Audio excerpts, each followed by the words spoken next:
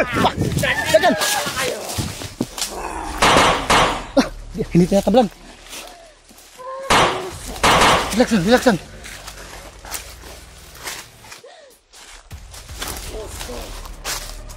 Diyan ka, upo ka muna, upo ka muna. Upo ka muna. Hawak, hawakan. So, mabuti natin gawin ngayon.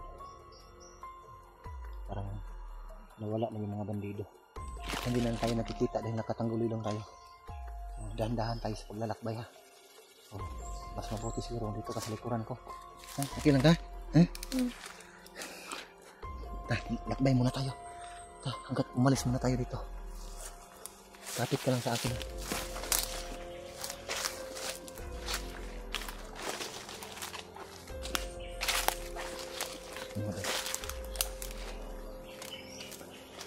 Buti na lang ay nakatakas itong bihag at nagkataon din naman na nasa lubong ko. Kung hindi, iwan ko kung anong mangyayari sa batang ito. Ay, upo muna tayo, Bi. Upo muna tayo. Ayan ka bala ka. Patit lamok, eh. Patit lamok. Kira ka, gang? Ay?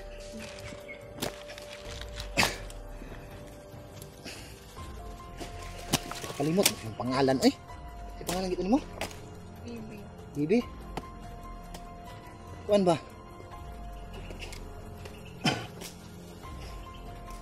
Anong wala na di ka eskwela?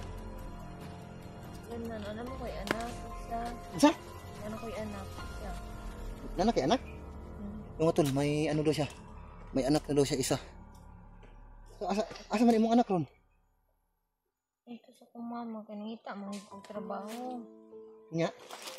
Okay. Ang kabalo nga, mga trabaho dahil sa bukit akong nakuanan. Siglan niya, trabaho. Ha? Mado dahil sa kuhan, bukid ba? Oo. Nasugan nga trabaho. Naman sila dagko daw kong pildo. May disability tayo ba? Yung mga tol, itong batang ito ay may anak na pala. Ilan yung anak mo? Isa. Isa? So may anak na siya ron, isa. Kaya nga, kaya nag-a-apply daw siya ng trabaho dahil may anak na siya isa. Bakit yung ano mo? Yung partner mo, yung husband mo? Ha? Bilag naman yung pera. Ilang taon na ba yung anak mo? Magto. Baby pa. Yung problema itong batang ito ay maaga naka pangasawa. Pero yung edad niya, 21. 21 tama?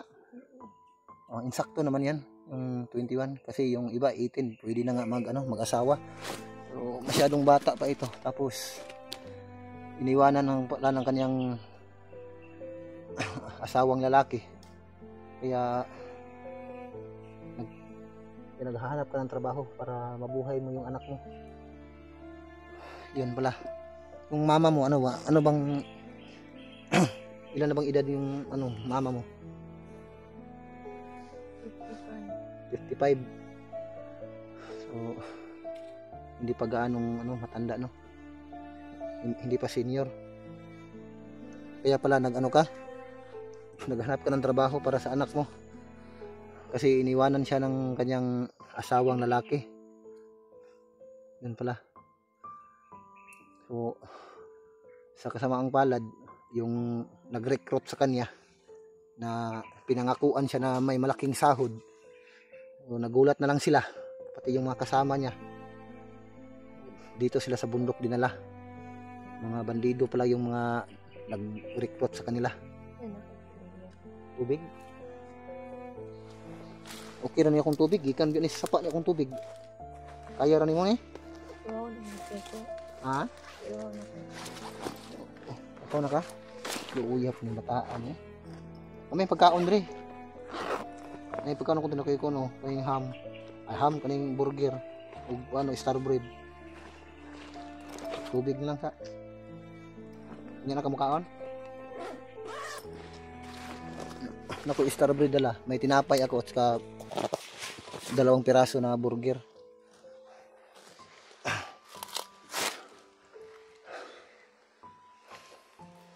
Kailangan natin makaalis ngayon. Oh, mga tol, ano na lang mga tol, pakisuyo na lang po na para matulungan din ako ng aking ibang mga kasama. Dahil yung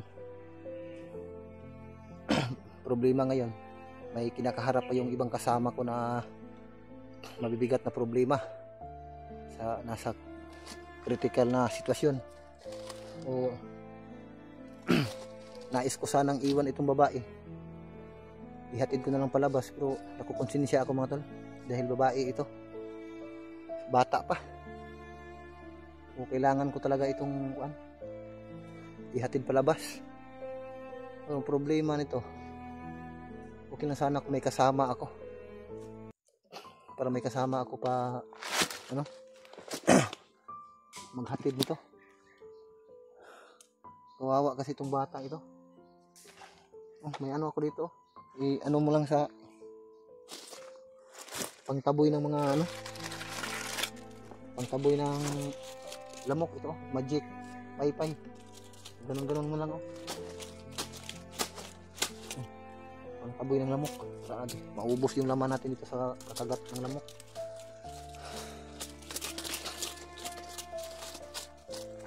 Ano, kaya pa? Tara. Kung sakaling makalabas tayo, bibi.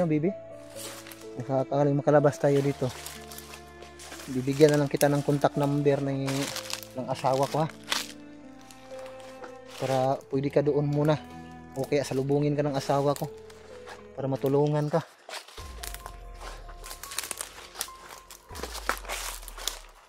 Dandahan ka lang, ha. May mga ahas dito. Mga tol, naawa talaga ako sa batang ito.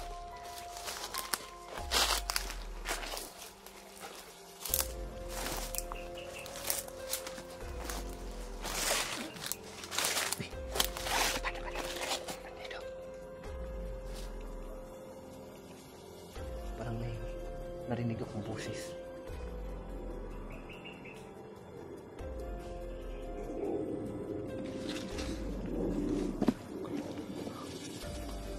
May nakaabang sa atin dito ba?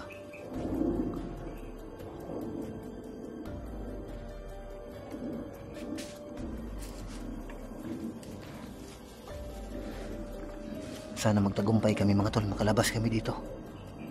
So ipag-pray nyo lang mga tol na makalabas kami dito. Dahil ako lang yung natatakot sa kalagayan ng batang itong kasama ko. Baka mapano pa ito. Sumunod ka lang sa akin, ha.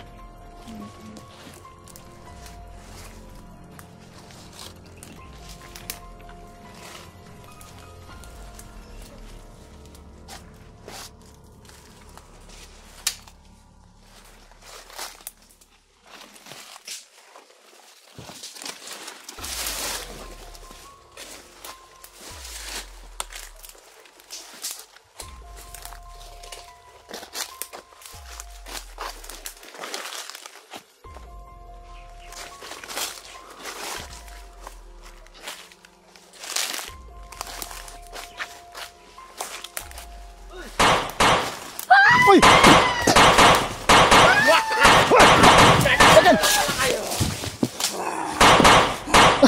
Hindi tinatablan. Relaxan.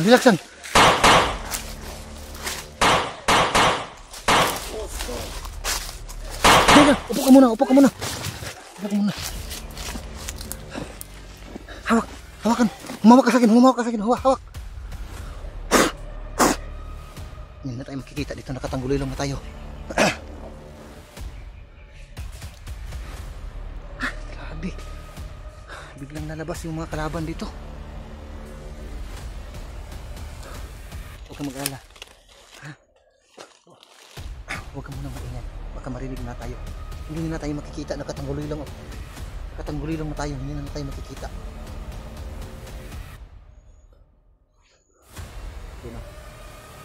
Dumaan na sila. Nandun sila sa kabila. Hinahanap na tayo pero hindi na tayo makikita. Nakatanggulilong tayo. Ay, naghilak.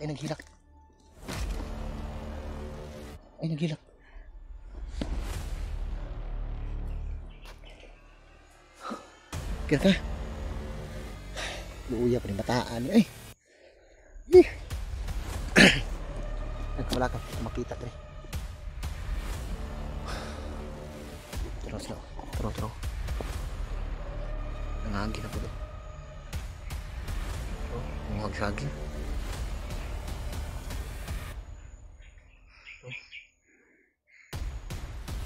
Magyug-yug oh. Muhag saging.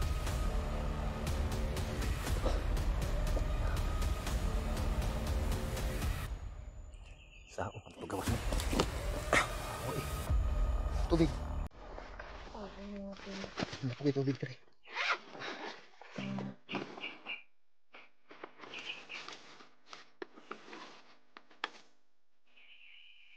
Yan ba?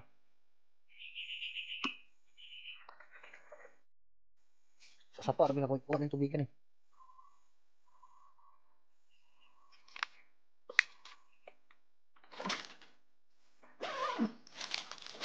Lami ang tubig sapa, no? Lami ang tubig sapa. Kaya kompleto mo nag-ingredients. Yung mga, mga butiti. Pinapatawa ko lang itong batang ito. Pero hindi pa rin nadala.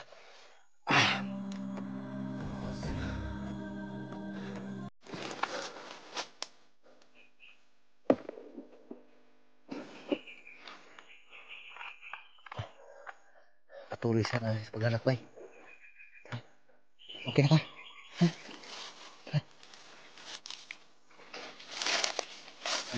Anong maganda kung ikaw maghawak sa camera para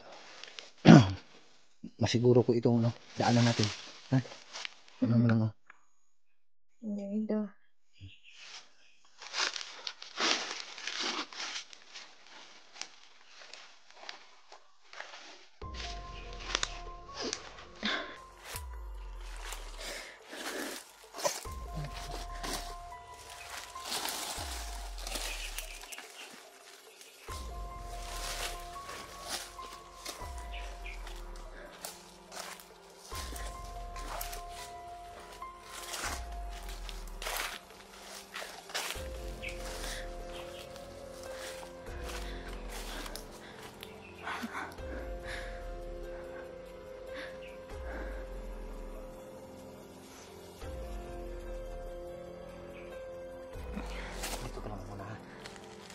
Kuha ako ng kakain ka ba saging?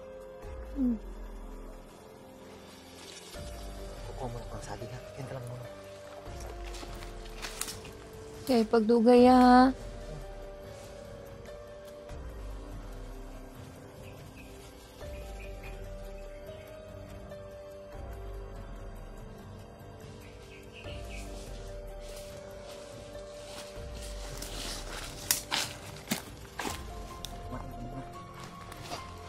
Yeah.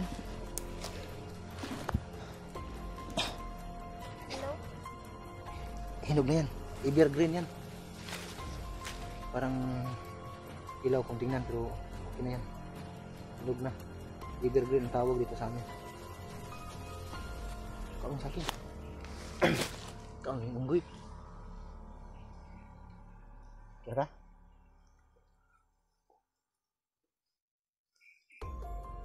Uyat ng mataan eh. Hindi po na ako pwede biyaan ba? Lasang.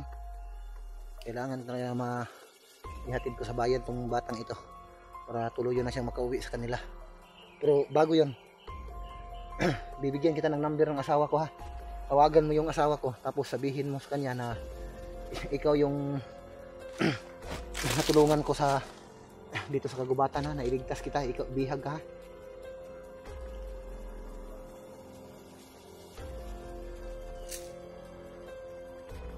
Para makakain ka.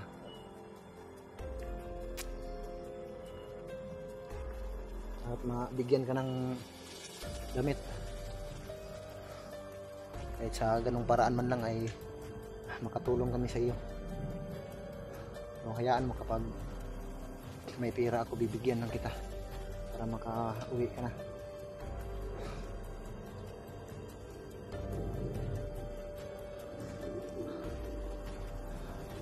Tara.